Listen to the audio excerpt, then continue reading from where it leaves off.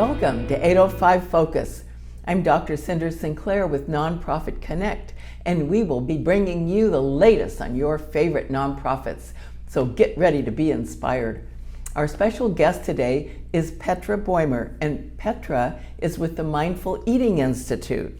Welcome, Petra. Thank you, Cinder, for having me again. Yes, I always love it when you come on the show. Thank Because you. you always have such wonderful things to say that are so important, and you have new things to say. And so I'm just eager to hear what you have going on So at the you Institute. mentioned earlier that you are following my posts on LinkedIn and that you've noticed that I've broadened my scope, Yes.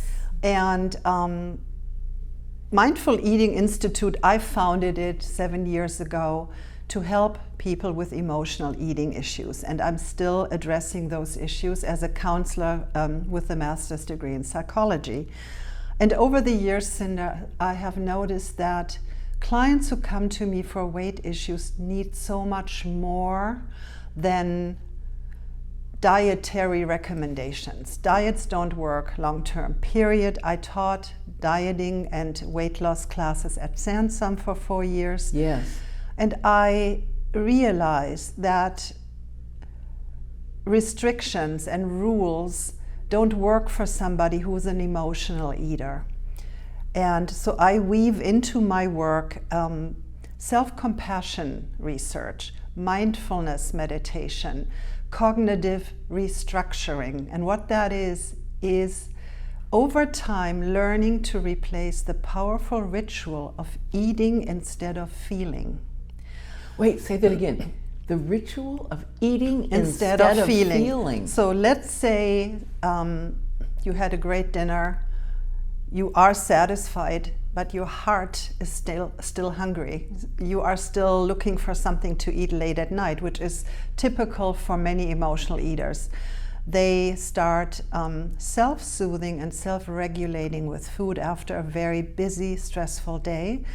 So practicing a mindful pause and asking yourself, what am I really in need of? I ate a good meal. Mm-hmm.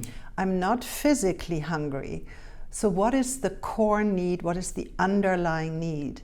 I developed a visual which I call the emotional eating iceberg, where you see the tip of the iceberg and weight issues and diets, they live up here, but underneath the water is where the deep work happens. So we take a deeper dive into the core emotions that make you reach for food when you're not hungry. And interestingly enough, 90% of my clients started struggling with weight around age 7 or 8. Really? Mm-hmm. Yes. So it's a lifelong issue for many clients, and we can't just rip off the Band-Aid of emotional eating without replacing it with another self-care tool, which is self-nurturing, self-soothing, as if you were helping a child in need. And I often say, imagine I gave you a foster child for 3 months. The kid is stressed from school or got bullied. Would you just keep giving the kid cookies or 3 glasses of wine? They say, of course not. How would you talk to this child? How would you comfort it? And then give yourself the same compassion as if you were helping a loved one. And this is based on self-compassion research by a PhD psychologist that I follow, Dr. Kristen Neff. She has given TED Talks and written books. Self-compassion to me is the most important treatment tool in my program. Being kind and gentle with yourself. And I truly believe, Cinder, maybe you agree, none of us need more discipline. We need more compassion and more nurturing. That's what I'm finding.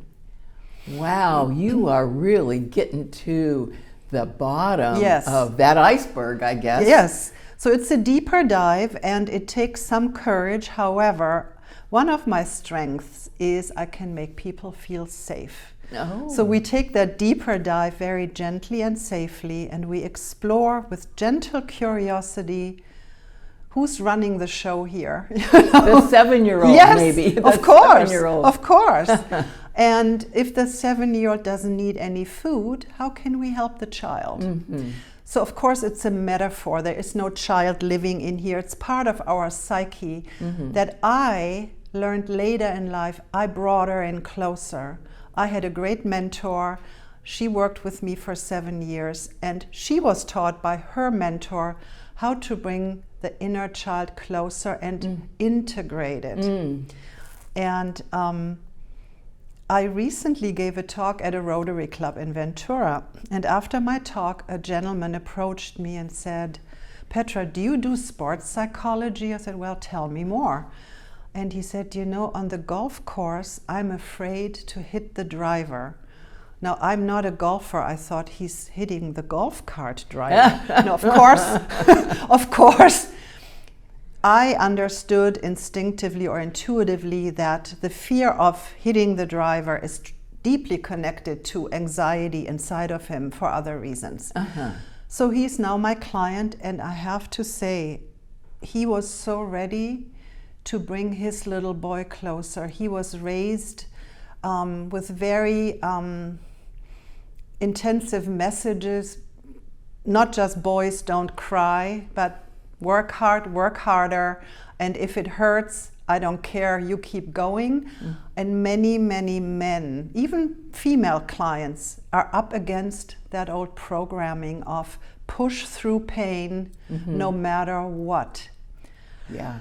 And so he is now going on the course. He has 2 tournaments this weekend with much more lightness and much more fun. Oh gosh, and that's he's great. not so hard on himself anymore.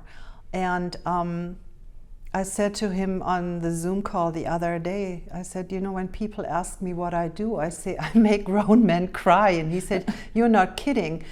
So it's really, men need to release too, and not just holding it all together. However, many women, especially single solo entrepreneurs, push very, very hard. And then possibly overeat and drink too much to just come down and take the edge off. Yeah. And so it's beautiful work. And I would like to encourage any listener who is pushing way too hard to practice what the centenarians practice. I follow Blue Zone's research. Oh, yes, yes. And what do these people have in common that are 100 and older? They don't sweat the small stuff. They have a good tribe behind them, meaning a very solid circle of friends. They walk naturally, basically all day. They don't go to a gym.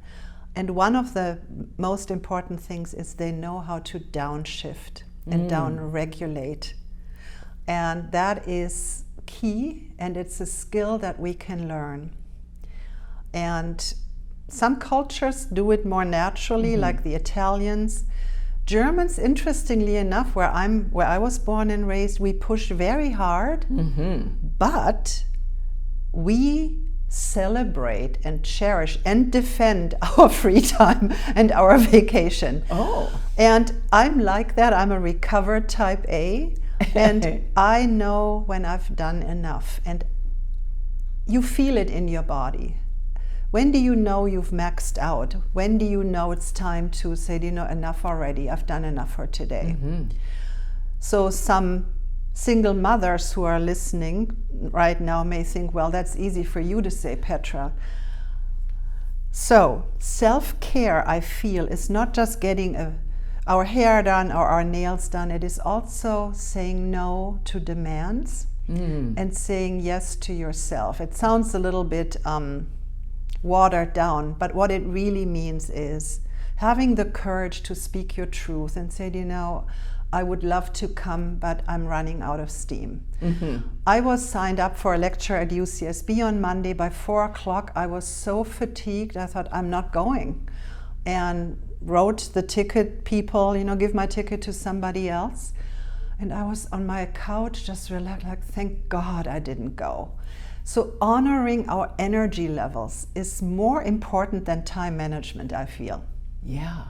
So I love it that you you started with the mindful Yes. eating, and so you have this nutrition background. No, psychology more. And Yes, psychology. yes. But I know you've also worked at Sansom. Yes. You were teaching. Yeah, we did teach some of them. I just don't want people to think I'm a nutritionist. No. I have no. basic knowledge for Yeah, sure. yeah. Yes. So I came from that angle. Uh-huh. Yes. And now you're expanding it. Yeah, I've read your articles that you have on LinkedIn and Facebook, and also in some of the local magazines. Yes. Very interesting. Thank you. Articles. Yeah. And so, but now you're expanding, it seems, when I read your articles, to not just mindful eating, but also mindful living. And I probably will change my business name or change my business model to mindful living, because it incorporates That's a good idea. the intentional living, with self-kindness. Yeah. I always say that living a self-compassionate life doesn't mean the absence of excellence. We can still have wonderful, amazing goals. However, I feel if this unit here is burnt out, how can we possibly give to others? Yeah. And I often say self-care and kindness starts with us. And this overused term, but I still love it, on the airplane, give yourself the oxygen first. Right. It's so true. You can't give from an empty cup. Yep. So, and it's not selfishness. It takes practice to say no and yes to yourself. So no to others, yes to yourself. And I think even parents can learn to say to their kids, I need 10 minutes undisturbed, and you do not knock at the door. Mommy needs some quiet time. And I think we can model to the kids, right? Yes. You're And absolutely right about that. I wish schools taught children how to meditate. I think some schools do. And it always warms my heart when I see video clips of children with their eyes closed in a relaxed meditative state.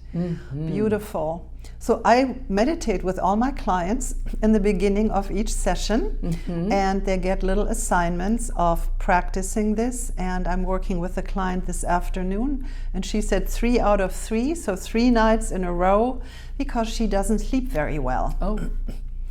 So mindfulness meditation is worth gold for anxiety management, depression. I'm not saying stop taking your meds, absolutely not. Right. But as an additional tool for wellness, there's so much research on mindfulness. Well, a lot of people I've been reading or hearing have trouble with sleep. Yes. And so it's interesting, your whole perspective and approach spills over into every aspect of a person's life. I feel that's true, and in the beginning clients found me because they wanted to lose weight, and that's still the majority of my clients. However, we talk about every other aspect of life. How is your work relationship? How is your relationship with your husband? How are you engaged in meaningful activities within your community? Is there enough time for rest and play? And I want to quote Brené Brown. Some people know her. She's a vulnerability researcher, gave TED Talks, and she says, it takes courage to say yes to rest and play in a culture where exhaustion is seen as a status symbol. Wow. That's great. Okay, say that again. It takes courage to say yes to rest and play in a culture where exhaustion is seen as a status symbol. And isn't that true? It is in our true. culture? Yes. So I'm so busy. I'm so busy. I'm so exhausted. You have a minute, exactly. And all of a sudden, oh gosh, so-and-so must be really, hitting the ball out of the park. Look how tired she is. Right. Yeah, good. Yeah. And so honoring our need for rest and play is so important for wellness and a long and healthy life, right? Right. And if we don't honor that, the tendency to overeat, to overdrink, or overindulge in Netflix or even shopping, I honor the need to do these things because underneath is the need to relax and unwind. Yeah. So important. So important. And I'm really good at it. I'm really good at it. And but when I'm on. So it's important to learn to read the signals. And I just read a fantastic quote: "What the mind suppresses, the body expresses." Oh, that really hit home, because I feel if we don't honor our signals from our bodies, you know, it's not a good thing. Yeah. And a counselor friend here in town said, a lesson in life comes as a whisper, a yell, or a 2x4. Oh, golly. I know. So let's listen to the whispers, Yeah. is my invitation. And the whispers are, if my shoulders are too tight for too long, you know, there's something going on. What's bothering me? How can I fix this?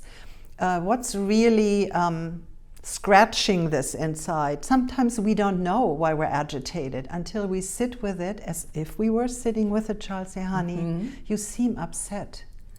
Tell me. Let's figure this out together, right? Yes. So it's deep and beautiful inner child work combined with the self-compassion research, and mindfulness is like a winning combination. And it takes time.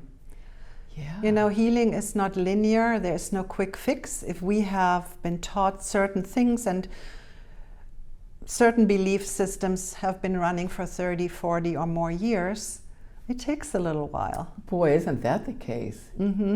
So, Petra, we have a couple minutes Yes. left. Is there anything else you'd like our audience to know about Mindful Eating So Institute? if I may say, if somebody would like to learn more about my model, my treatment model, I offer a 30-minute initial consultation to make sure we're a good match and I can really help that person. And they can schedule it through my website. Oh, good. Or through a phone call. It's easy and it's a pleasure to help people be kinder to themselves. That's great. Yeah. So a person could contact you, like you say, a lot of your clients' weight loss is what their goal is, but it leads to other things. Many of my clients have also issues of a little bit of anxiety and like a lot of stress in their lives. So if someone feels a lot of stress in their life and overwhelmed, they can call me. Or anxiety. Yes. If it's, of course, clinically relevant anxiety, I would always refer them to a doctor or a psychiatrist. Of course. I always have the best interest at heart for my clients, and we can figure this out within 30 minutes if we're a good match or not, and then the follow-up would be a 2-hour intake consultation, which would be start of a 3-month or 6-month program. Okay, that's good to know. Yes. 3 months or 6 months. Yes. All right. And beyond in some cases, if needed. I'm sure. Needed, yes. Yeah. Yes. So, thank you for having me, Cinder. Yes. Always a pleasure. And thank you for helping so many people. I'm sure you have a lot of grateful clients. Thank you so much. Thank you. And thank you for joining us on 805 Focus, and we'll see you next time.